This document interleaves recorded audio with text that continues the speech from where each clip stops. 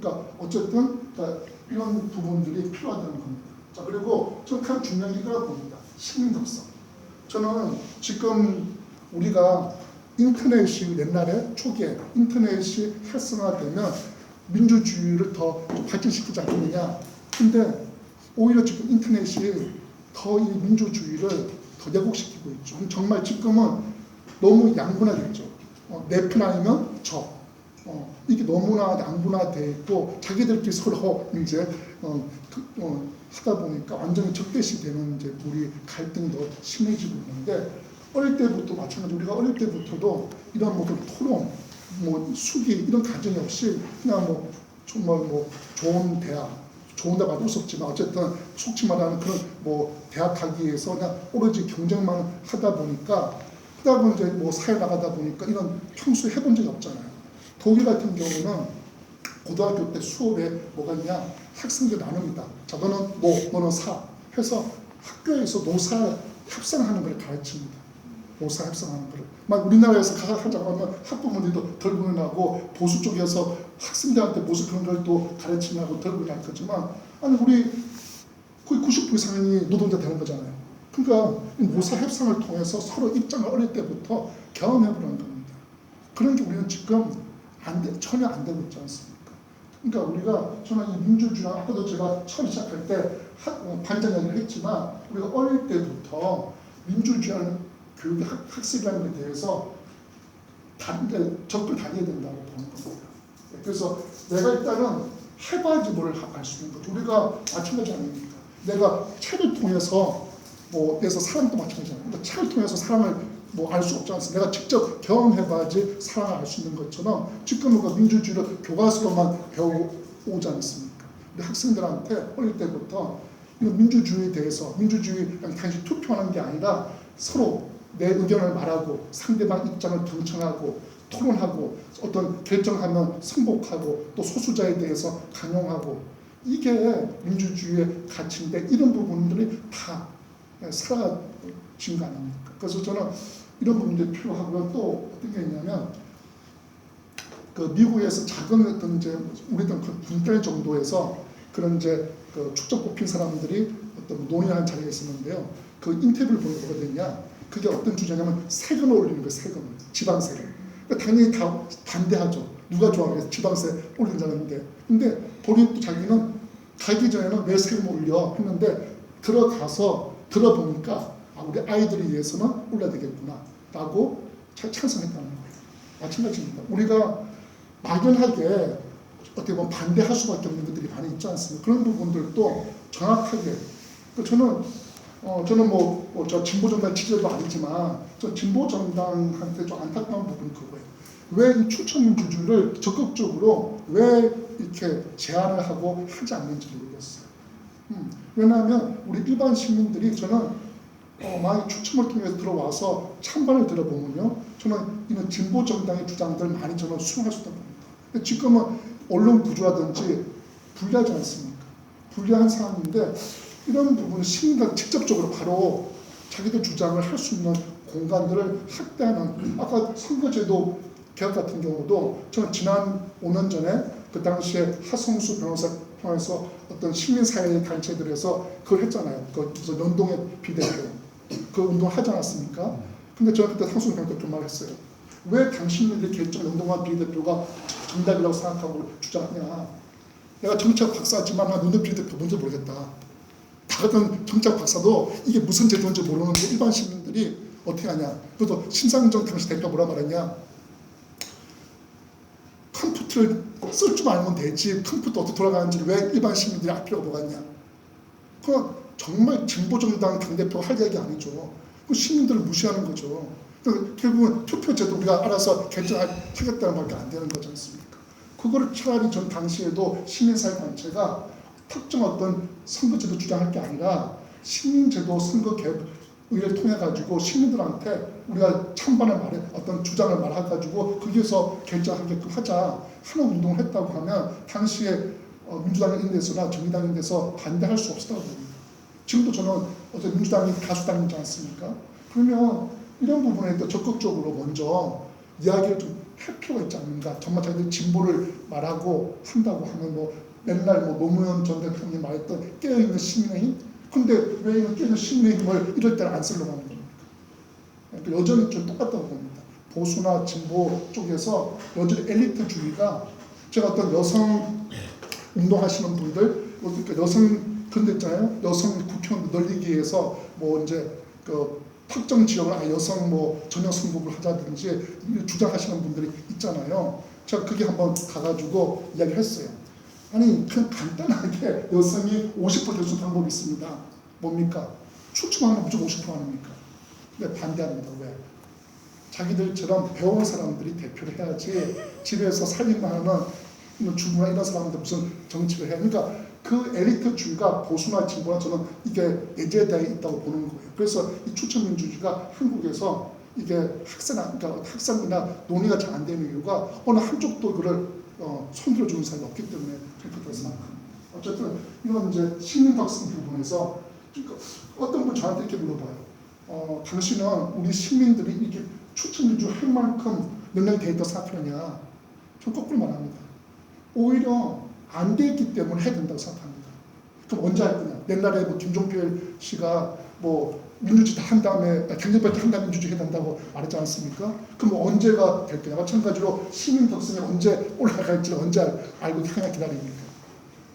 함으로써 시민 덕성이 올라갈 수 있는 것이지. 예.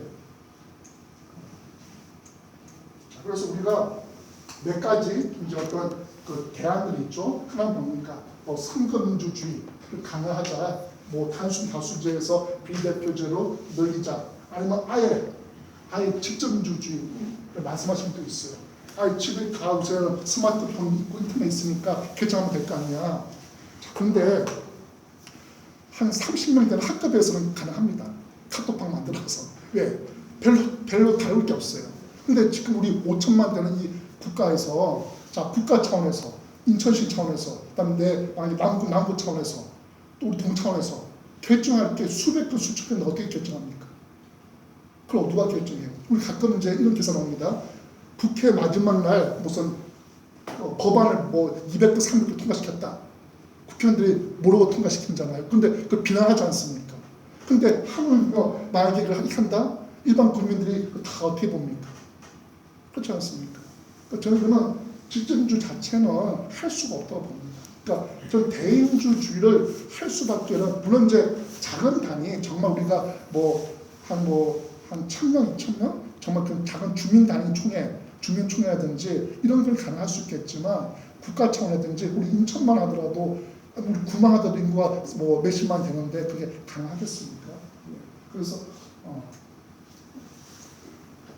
이제 저는 추첨 시민이라는 것은 저는 제가 박사 논문 적었지만 저는 논문에서는 추첨으로 이렇게 추첨자 더 좋기 때문에 바꿔야 된다, 선거 대체된다 라고 이제 주장을 했지만 이게 현실성이지 않습니까? 국회의원 지방에 없애고 추첨하자 이게 먹히겠습니까? 당장? 그러니까 저는 이제 제가 주장한 게 뭐냐면 양원제입니다. 양원제 개헌을 할 때 지금 양원제 개헌자들이 있습니다. 근데 양원제를 하더라도 또 선거예요. 다 선거, 상원하면 다. 지금 또 국회와 대통령이 갈려있어도 맨날 치고받고 싸우는데 상원, 하원, 대통령이 막 갈려져 있어. 더 심해지겠죠. 저는 지금처럼 선거원 두고 추첨원 둬가지고 추첨원이 일종의 절충, 매개 역할, 완충 역할을 하는 역할을 하게끔 맡기는 게, 그래서 우리가 읍면동부터 읍면동 미내, 그다음에 우리 이제 구미내, 시미내, 대한민국 미내 이렇게 추천 방식으로 양원제 방식으로 서로 경쟁을 하는 게 어떨까 싶고요. 자, 그다음에 이제 반대 논리가 있죠. 반대. 가장 큰 반대가 뭡니까? 추첨을 하면 그래도 투표를 통해서 선거 통해서 검증된 사람이 뽑혀야지, 능력 있는 사람이 추첨하면 아무나 될 거 아니냐. 그러면 이게 더 개판될 거 아니냐. 이렇게 가장 큰 거죠. 능력 문제. 두 번째는 뭡니까? 책임감. 책임감 있겠냐? 열심히 하겠냐?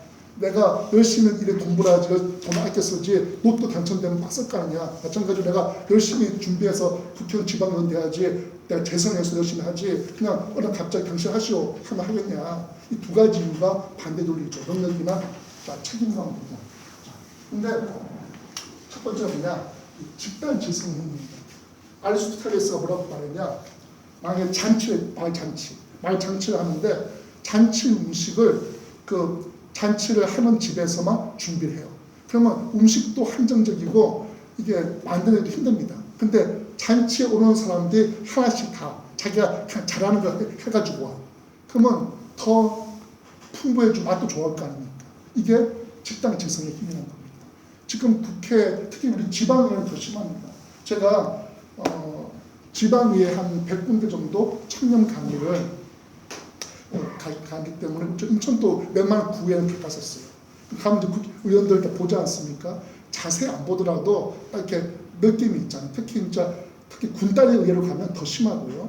군단위 의회로 가면 진짜 한 7, 8분 되시는데 남자들 한 60대, 60대 이상 남자분들 다 지역에서 그런 무슨 유지나 사업하시는 분 이런 분들이 앉아 계세요. 근데 그분들이 과연 우리 이제 일반 주민들, 시민들보다 더 뛰어나냐?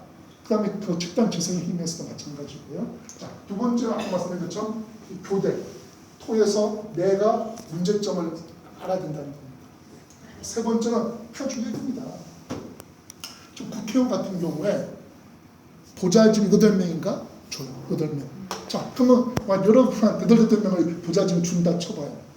왜 못합니까? 지금 국회의원이 자기가 뭐 다 합니까? 다 보좌진들 다 맡기죠. 그러니까 옛날에 14대 때 그 이주일 씨죠. 정주일 씨가 국민당으로 구리에서 당첨됐어요. 당선. 근데 정주일 씨가 나름대로 의장도 잘했습니다. 왜 잘했냐? 보좌관들을 다 총학생장들을 뽑았어요. 그래가지고 나름대로 의장활동을 잘했어요. 그러니까 우리 시민들도 시간과 정보가 주어지고 보좌진이 주어지면 못할 게 없습니다. 그렇다면 우리가 하나 오해하는 게 있어요. 전문성. 국회의원들 마치 전문성이 있다고 오해를 합니다. 자, 제가 만약에 의사예요. 국회 됐어요. 그러면 제가 무슨 심장학 전문가예요. 제가 심장학만 무슨 전문가입니까? 제가 통일 문제든 청소년 문제든 학연 문제든 무슨 전문가입니까? 똑같다는 거예요. 그러니까 우리가 너무 국회의원들에 대한 전문성에 대해서 오해를 한다는 겁니다. 여러분도 다 한 가지 전문가지 않습니까? 내가 자동차 회사 직원이야. 그럼 자동차는 내가 전문가고 은행 전문가지 않습니까? 그러니까 국회의원들도 마찬가지라는 거예요. 자기 분야 하나 전문가지 다른 분야는 똑같은 거죠. 무슨 전문가입니까? 그러니까 일반 똑같다는 겁니다. 그리고 또 가르치는 겁니다. 국회의원들은 정당, 지역구, 재선 이것 때문에 정말 공익적 차원의 선택보다 내가 재선하기 유리한 방법, 아니면 우리 정당, 또 지역구 유리한 거. 그러니까 전체 국가 차원에 보면 예산을 쓰면 안 되지만 막 누리게 되잖아요. 자기 지역에 따라서 우리가 요즘 또 한 1월달, 2월달 되면 현수막 막 붙잖아요. 예산 따왔다고 막 국회의원들이 막 써붙이지 않습니까?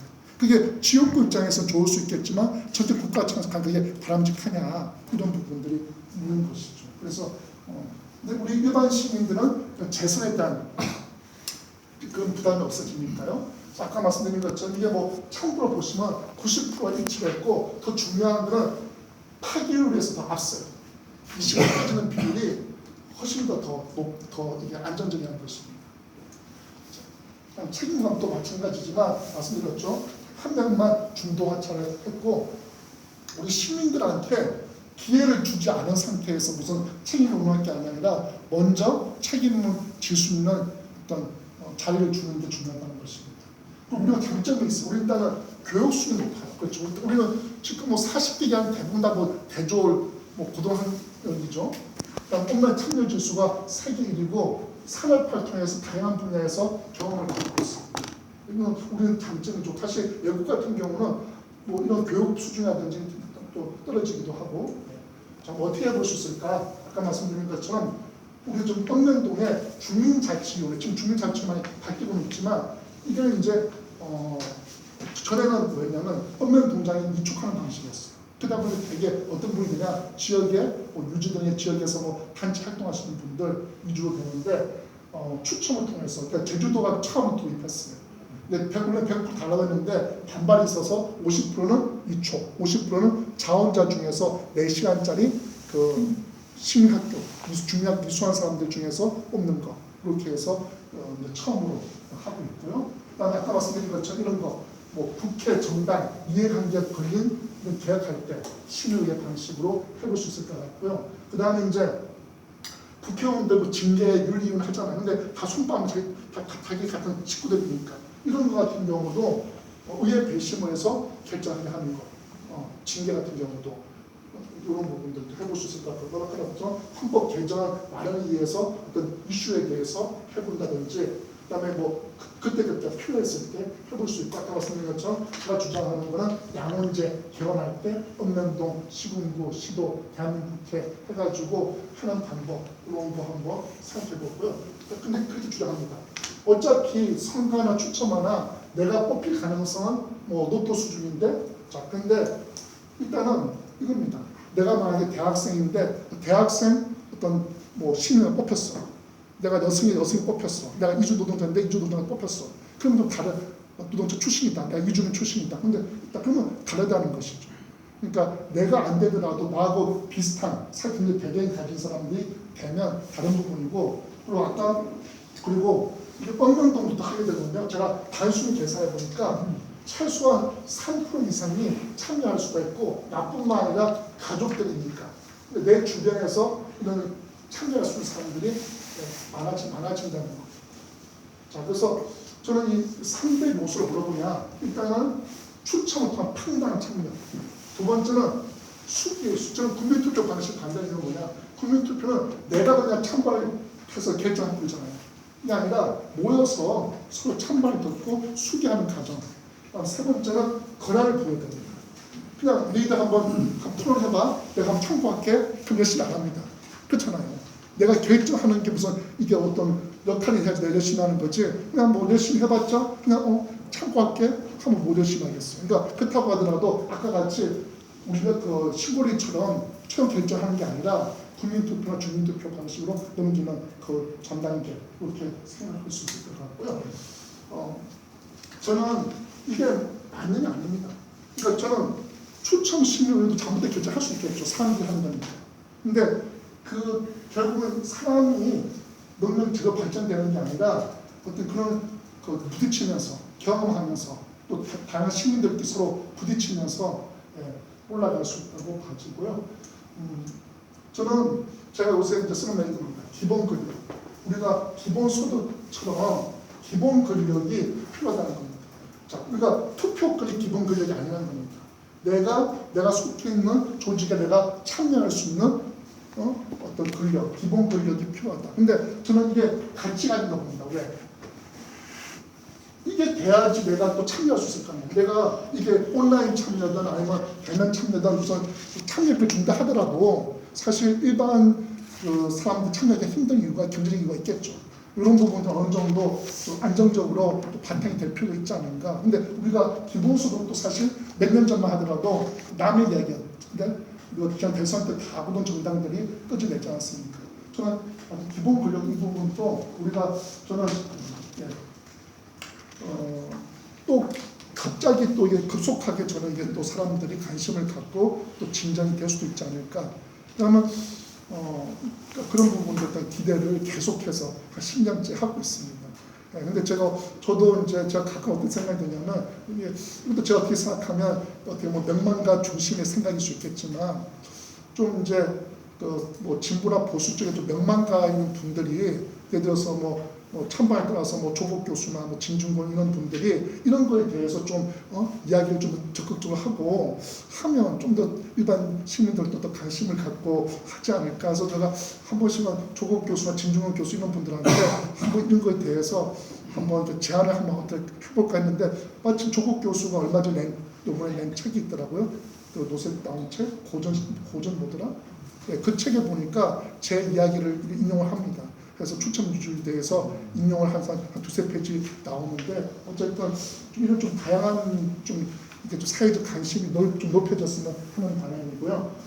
이 책이 한 고등학생이 볼 수 있게 넓게 만든 책이에요. 아까 제가 말씀드린 내용들을 요약해서 완전 책이고, 요거는 이제 박사 논문 좀 딱딱한 요거는 이제 아까 다른 나라들 신뢰의 케이스고, 아까 미국 하우를 또 추첨하자는 책이고 제가 작년에 번역한 책은 추첨의 역사. 그 추첨 역사가 너무 딱딱하기 때문에 사실 뭐 일반인들이 보기에는 좀 딱딱한 내용이고 그렇습니다. 어쨌든 추첨 민주주의가 어떠한 방식이든 활성화되었으면 바람이고, 그래서 저는 아까 말씀드린 것처럼 학교에서부터 추첨 방식으로 단장을 뽑는다. 그러면 상당히 저는 이게 크게 의미가 있고 추첨 민주주의 활성화하는데 토양이 되지 않을까 하는 생각을 하고 있습니다. 예, 일단 제가 준비한 내용은 다 말씀을 드렸습니다. 예.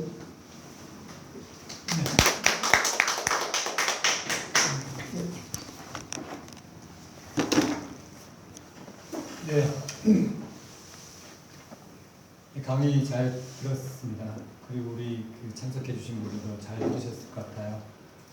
추첨하니까 뭐 복권이냐 아니면 뭐 경품이냐 이렇게 생각하셨던 분들도 사실 오늘 얘기를 듣거나 아니면 저희가 준비하는 영상을 보시게 되면 이제 좀 더 깊게 이해할 수 있고, 또 정말 지금 약간 문제가 있는 아니면 조금 부족한 그런 대의 민주주의의 부분을 조금 더 이렇게 직접 민주주의 쪽으로 이동시키는 그런 데 역할을 할 수 있는 제도가 아닐까 이렇게 생각해 볼 수 있게 될 것 같습니다. 예, 그 오늘 강연 쭉 들으시면서 궁금하셨던 내용이나 아니면 아니 이거는 교수님께서 좀 놓치고 계신 부분은 아니었나 이런 부분도 가깝게 시민사회나 아니면 이쪽에 활동하시는 분들이시니까 고민 가지고 계신 분들이 있을 것 같아요. 그런 부분들 자유롭게 또 이렇게 질의하고 또 이렇게 교수님께 응답 듣는 그런 질의응답 시간을 좀 가질까 하는데요. 혹시 어떤 분께서 먼저?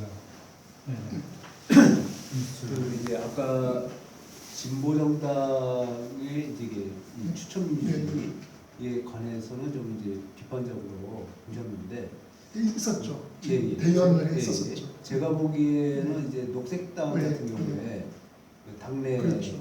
하지만 예, 대의원들을 이제 추첨으로 하고 있단 말이에요. 예, 맞습니다. 그래서 그게 이제 가지고 있는 의미하고 한계를 예, 좀 한번 말씀 좀 예. 부탁드리고요. 또 하나는 이게 이제 인천 지역에 국한된 거일 수도 있고요.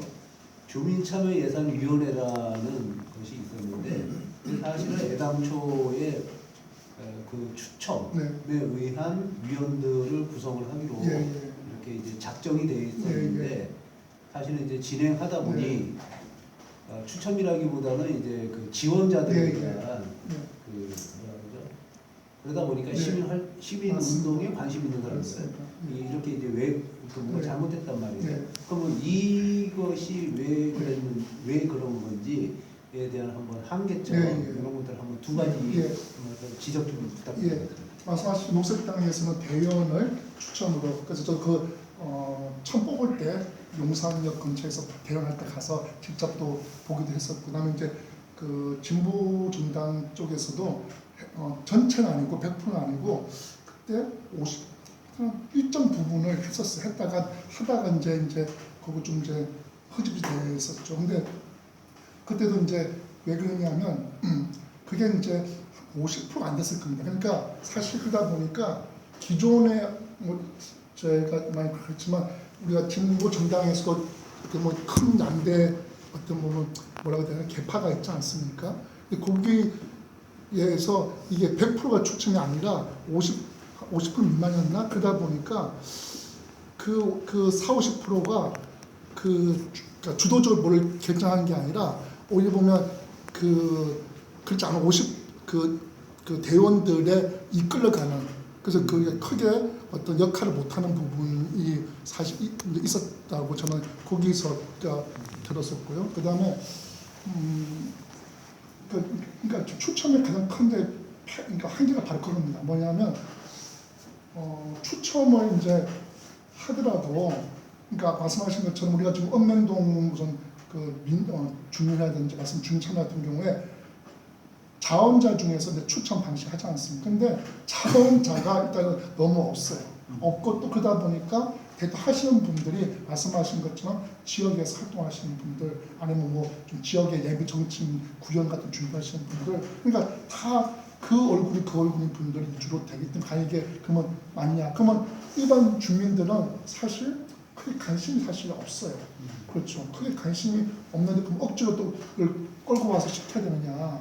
어떤 경향을 쓰냐면 나름대로 고양시가 주민자치가 잘 좀 활성화됐었잖아요. 주민자치회가. 근데 거기도 보니까 하시는 분들이 맨날 하시는 분이 계속해. 그리고 대략 40대 50대 이런 분들이에요. 그래서 한 번은 대학생을 일부러 뽑았다는 거예요. 근데 이 회의를 평일에 오후 2, 3시에 한다는 거예요. 그러니까 대학생 아이가 올 수가 없는 거예요. 그래서 저녁 때나 그때 이제 코로나 전이니까 이런 뭐 온라인 같은 것도 모를 때였으니까 그러니까 아니면 뭐 토요일 하면 안 되냐 했더니 그분들이 평일 이제 낮에 해서 그런 것도 있고 그러니까 평일 낮에 하면 사실 일반 직장인들은 더울 수 없죠. 그러니까 그런 부분들이 억지로 끌고 와서 시키기에는 그럼 그 유인책이 있느냐 유인책이 그렇지 않은 상태에서 당위적으로 또 그걸 와서 해달라고 해야 되느냐 그 부분이 여전히 어떻게 보면 그래서 저는 말씀드린 것처럼 처음에 잘 안 돌아가더라도 계속 해봄으로써 이게 의미 또 확산되고 함으로써 이제 그 관심이 넓혀지면 참여한 사람들도 있을 거고 이러지 않을까 하는 생각인데 처음에는 그런 부분들이 제일 큰 저는 한계로 보여지고 아까 사실 추천민주주의를 주장하는 사람들이 사실 이야기 안 하는 게 있어요. 아태민주주의 말할 때 제가 아까 뭐라고 했습니까? 30세 이상 자원자 중에 말씀드렸죠. 지금은 30세 이상이 별 의미가 없잖아요. 그 당시는 30세 이상이면 지금 60대 이상입니다. 그때는 전쟁이나 이런 게 워낙 많았기 때문에 그냥 남자들만 또 시민들이 있기 때문에 30세 이상이면 60세 이상이 지금을 따지면 그러니까 그 당시도 어느 정도 그 어떤 경험 있는 사람들 중에서 자원자 중에 뽑은 거예요. 그걸 해서 추천민주자들은 안 말합니다. 예. 그러면 아테네민주주의도 결국은 나이가 있는 사람들, 경험 있는 사람들 중에서 자원론자 뽑은 거 아니냐? 그러니까 일반 시민들 다 대상화한 거 아니지 않느냐? 이런 이제 반론이 나올 수가 있으니까. 그러니까 사실 지금 또 이제 그러면 아까 우리가 선거도 방식이 다양하지 않습니까? 추첨도 방식이 다양할 수밖에 없죠. 그러니까 배심제는 강제죠, 강제. 뽑히면 해야 됩니다. 그렇죠? 정말 어떤 상황이 아니면 안 하면 벌금 내야 되지 않습니까? 근데 그 강제로 맡기는 게 또 맞느냐? 아니면 자원자 중에서 추천하는 게 맞느냐? 아니면 저는 아까 같이 브리티시나 캐나다 아일랜드처럼 뽑은 다음에 그 사람들한테 물어보는 게 그게 이제 맞다고 봐죠. 그래야지 이제 그리고 만약에 40대 여성이 뽑혔어 아내 그러면 그 다음 순번이 있잖아요. 그렇게 이제 넘어갈 수밖에 가게끔 해야 되는데 문제는 뭐냐? 돈이 너무 많이 들어요. 돈. 그렇죠. 돈이 너무 많이 들어가죠. 만약에 우리 인천에서 만약에 500명 이렇게 뽑는다. 그러면 그냥 뽑힌 사람이 다 한다면 괜찮은데 다 안 한다면 계속 뽑아야 되지 않습니까? 그럼 사실 500명 뽑기가 쉽지가 않다는 거예요. 성북구가 아주 획기적인 한번 시험한 적이 있었어요. 지금 국회의원 김영배 구청장 할 때 그때 제가 이제 자문도 했는데 거기는 아예 연초에 500명 뽑습니다. 500명 시민 참여다. 근데 원래는 500명 다 성년해서 추첨하려고 했는데 실패했어요. 사람들이 안 모였어요. 그래가지고 결국은 230명 추첨하고 270명은 자원한 이렇게 해서 했는데 500명 뽑아가지고 500명을 세 파트로 나눠요. 무슨 복지, 사회복지 이렇게 해서 세 파트 나눠가지고 이분들 1년 동안 그가 관련되는 참여를 하고 의견도 내고 그리고 거기서 필요할 때 그분들을 또 뽑아요. 주민 참여 예산 할 때도 아니면 무슨 일종의 정책 배심 같은 거 할 때도 그렇게 하고 그분들한테 물론 참여하면 수당도 드리고 어떤 구 축제 같은 거 할 때 이렇게 축당도 보내드리고 계속해서 그렇게 했는데 그러니까 그런 식으로 연초에 미리 한 500명을 뽑아두는 게 더 뽑아두고 그때 어떤 활용하는 게 더 비용 면에서도 좀 더 안정적일 수 있지 않을까 생각이 들어요. 그러니까 어쨌든 지금은 그래서 제가 아까 계속 기본소득하고 같이 가야 된다는 게 일반 시민들이 일단은 먹고 사는 문제가 있고 그런데 하나 있고 그다음에 또 하나는 사실 관심이 없죠. 가면 갈수록 사실 일단은 또 특히 대도시 같은 경우는 4년마다 내가 다른 데서 참가할 가능성이 한 30% 넘는다지 않습니까? 계속 이사를 가고 하다 보니 그리고 더 사실 애착도 떨어지고 그리고 더 일반 시민들이 가면 갈수록 사실 저도 사실 그 뭐 구청 홈페이지에 들어가 보거나 구의 홈페이지 들어가거나 한 번도 한 적이 없거든요. 관심이 없어요. 근데 더 마찬가지겠죠. 일반 시민들이 더. 그러니까 그런 관심들을 어떻게 끄집어낼 거냐 이런 부분들이 사실은 추천 부분하고 별개로 고민해야 될 부분 같아요. 예, 예. 송소리 집 삼국장 예. 서경회이고요. 시민단체에서 연대하고 있습니다. 근데 추천 민주주의가 되게 저도 진짜 생소했어요. 그래서 이게 뭐지 하고 뭐지 하고 추첨을 해서 어떻게 민주주의가 될까 이런 이제 생각을 가지고 이제 좀 들었는데 그럼 저는 이제 공장 노동자 출신이고요. 그래서 좀 쉽게 얘기하는 쉽게 질문하고 싶은 게 이제 반장을 추천을 하잖아요. 그렇게 되면 이제 그 반장에 대한 자원을 그러니까 반장을 하고 싶은 사람들이 자원을 한다는 거잖아요. 아니 좀 일주일 돌아가 학급이라고 하면 일주일씩 돌아가면서 그냥 반장 개념이 대표자 개념보다 봉사 개념인데 그렇죠. 그러면 추첨금을 그 학생들이 다 거기 그 이름을 다 이렇게 학생들이 추첨의 대상자가 될 수 있다는 그렇죠. 이야기하는 건가요? 그러니까 뭐 가장 편한 거는 뭐 순번별로 할 수 있겠죠. 1번 그다음에 할 수 있는데 그러니까 뭐 순번별로 번호대로 할 수 있겠지만 이게 이게 어떤 때는 시험 때 끼었을 수도 있고 어떤 때는 짧을 수도 있고 하니까 그냥 뭐 그 방식이 순번별로 해도 관계 없고 그냥 뭐 추천 방식으로 해도 관계 없고 저는 이제 그 반장 뽑는 것보다 그렇게 돌아가면서 일주일씩 봉사 개념으로 그러니까 지금 또 국회의원 지방의원을 강투로 생각하지 않습니까? 그냥 어릴 때부터 이거는 내가 봉사하는 자리야, 내가 급식 한 번 이런 개념 어릴 때부터 중에 필요하지. 지금도 보시면 저 얼마 전에 똑같아요. 제가 버스 타고 가는데 마을버스를 똑같아요. 반장 선거할 때 같은 유치원 출신, 같은 학원 출신, 같은 중학교 고등학교 출신. 그다음에 뭐 아니면 뭐 쟤는 좀 예쁘게 생겼어. 쟤는 뭐 잘생겼어. 쟤는 뭐 나하고 좀 뭐 같이 같이 서클도 해, 같이 사 먹기도 해. 그 이유예요. 어른들 투표하는 우리가 어른들도 재능이 뭔지 아십니까? 영국에서 유치원 아이들한테요 당을 안 보여주고 이름도 안 보여주고 포스터만 보여주고 찍게 했어요. 근데 실제 결과하고 80몇 % 일치합니다. 그러니까 우리가 합리적 이성적으로 투표를 과연 하느냐, 합리 이성적으로 근데 그렇지 않다는 거예요. 그러니까 추천제를 어떻게 할 거냐 이런 거에 대한 토론도 좀 필요하고. 저는 추첨 그러니까 자체는 도구죠, 도구. 추첨은 도구고 가장 그 추첨의 핵심은 수기죠, 수기. 수기하는 거죠. 찬반을 듣고 찬성 의견, 반대 의견 듣고 질의응답하고 또 시민들끼리 서로 또 토론하고 거기서 결정하고 그런 과정이 그게 의미가 있다는 그게 추첨 민주주의의 핵심이고 추첨 하나의 수단이라는 수단. 지금 예를 들어서 근데 만약에 수기를 할 수 있겠죠. 근데 수기란 방식을 만약에 그 사람들을 어떻게 뽑을 거냐. 만약에 자원자 중에서 뽑는다. 그러면 대개 보면 조금 여유 있는 사람들 이런 사람들이 위주로 될 거 아닙니까. 만약에 그냥 오라고 하면 제가 봤을 때 대학생 친구들이나 뭐 가정주부분들 이런 분들은 잘 안 올 거라고 보거든요. 그런 분들은 내가 뭘 알아, 내가 잘 모르는데, 내가 관심도 잘 모르는데, 처음부터 안 하실 겁니다.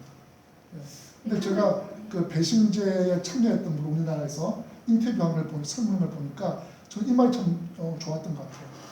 처음에 배심제를 뽑혔을 때 내가 법도 모르고 한때 무슨 배심제에 가서 뭘 해? 근데 반나절 해보니까 다른 시민들과 같이 어떤 한 사람의 인생에 걸린 문제에 대해서 반나절 또 서로 이야기를 나눠서 결정을 해보니까 내가 살면서 지금까지 내가 공적인 결정을 해본 게 처음이라는 거죠.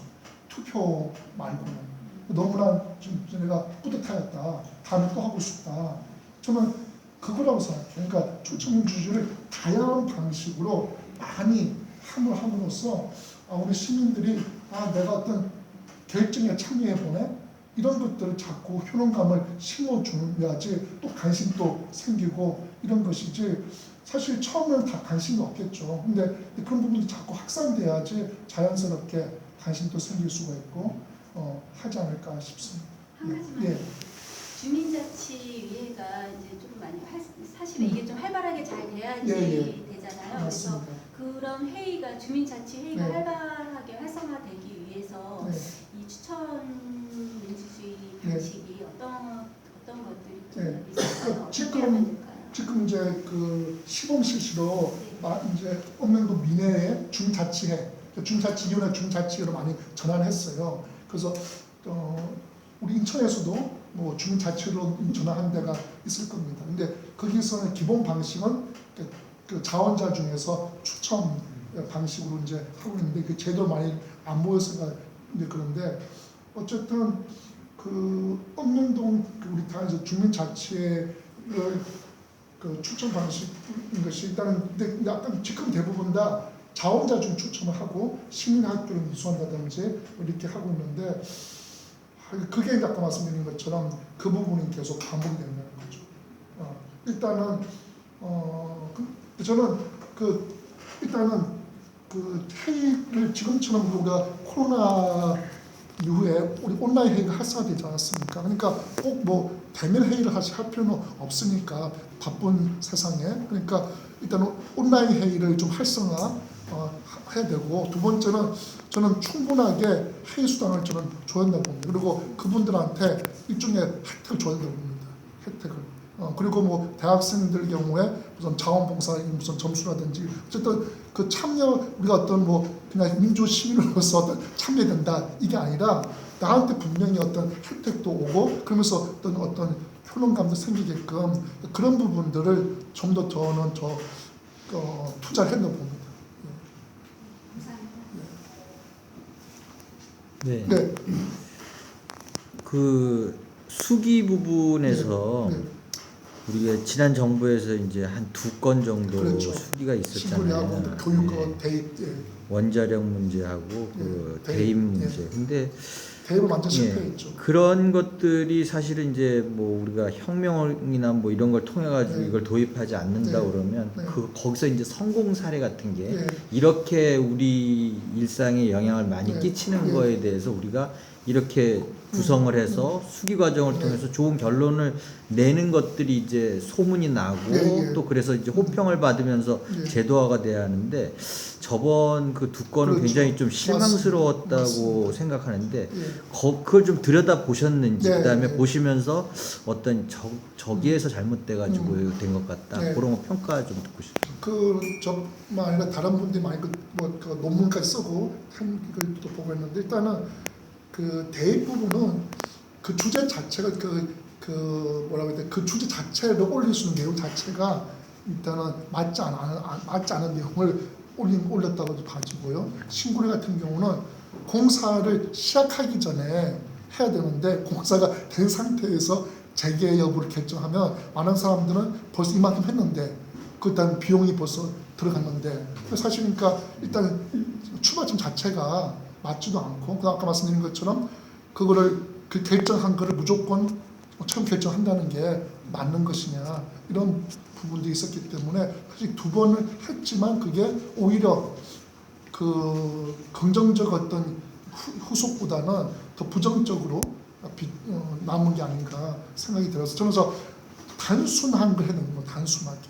그러니까 그때는 너무 신고 같은 아까 금도 있고 대입 같은 경우도 대입 제도로 어떤 하나까지 결정될 수 있는 부분이 아니지 않습니까? 그다음에 다양한 이해 집단들이 있고 그러니까 이해 집단이 있는 데서 과연 그거를 하는 게 맞느냐 아니면 그 이해 집단들을 우선적으로 반영해서 뽑아서 하는 게 맞느냐 그런 부분들에 대한 것도 필요하다는 거죠. 그러니까 막연하게 똑같이 500 뽑는 거냐 예를 들어서 신호 마찬가지입니다. 전체 국민을 뽑는 게 맞는 거냐 아니면 경주 거기에 바로 사는 사람들을 우선적으로 뽑아서 하는 게 맞느냐 마찬가지로 대입 같은 경우도 학생들이나 교사라든지 그런 학부모 이해능력자들을 더 배분해야 될 거냐, 전체 국민들 할 거냐 이런 부분도 다양하게 이게 설계해야 되는데 우리는 두 번 다 졸속하게 했어요. 사실 그래서 우리가 공론위원회에서 이유가 뭐냐, 그 피시킹이 공론조사는 피시킹이 자기가 개발했기 때문에 자기가 특허를 갖고 있어요. 그러니까 제가 메릴랜드 피시킹을 가서 미국 가서 이제 면담을 한 적이 있는데 피시킹이 상당히 우리나라에서 부정적이에요. 왜냐하면 그 전에 그 한국에서 어떤 주제를 갖고 자기하고 이제 논의했다는 거예요. 근데 피시킹은 공론조사하면 최소 1년 정도는 필요하다는 거예요. 준비 과정 시작해서. 근데 우리나라는 한 석 달만 했죠. 그래서 그 방식에 대해 동의하지 않기 때문에 같이 안 한 거예요. 그래서 공론조사하는 거를 한국에서 못 씁니다. 쓰면 이제 피시킹 문제 제기할 수 있기 때문에. 그래서 공론화위원회라고 뭐 한국형 뭐 공론하면서 이제 쓴 거예요. 그러니까 너무 졸속으로 해요, 일단. 그러니까 충분하게 어떤 그 준비를 해야 되는데 너무 그걸 그냥 뚝뚝뚝 했기 때문에 그렇고. 그래서 저는 아까 말씀처럼 좀 간단한 거 선거제도라든지 선거제도 간단하지 않겠죠. 근데 선거제도는 참 만드는 게 아니라 각 정당에서 자기들 다 안에 있을 거는 거 선거 법안 자기들 뭐 그다음에 또 뭐 우리 인구 뭐 시민 몇만 명 이상 동의를 받은 시민단체가 정한다든지 해서 한 5가지 갖고 뭐 이제 검토해가지고 찬반 듣고 검토하고 결정한다든지 뭐 이럴 수도 있을 것 같고요. 어쨌든 그런 부분들이 있는 것 같습니다. 그러니까 우리는 너무 졸속으로 일단 하는 부분이 가장 큰 것 같아요. 네. 그리고 또 그다음에 주제 자체 선정 자체가 잘못했었고. 네.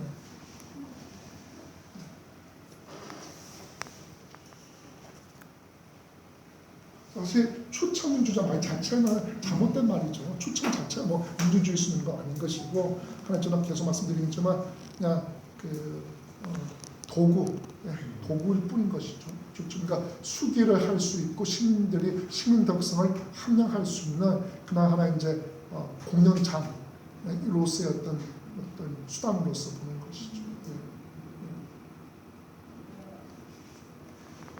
사실 딴 얘기지만 이 반장 제도는 일본식이에요. 완전히 그러니까 딱 그쪽 서열 다 그렇죠. 교장, 학년부장, 담임, 반장, 부반장, 줄반장까지 사실 교사분들 중에서 오히려 반장 제도 더 선호하는 분들이 많다고 들었어요. 예.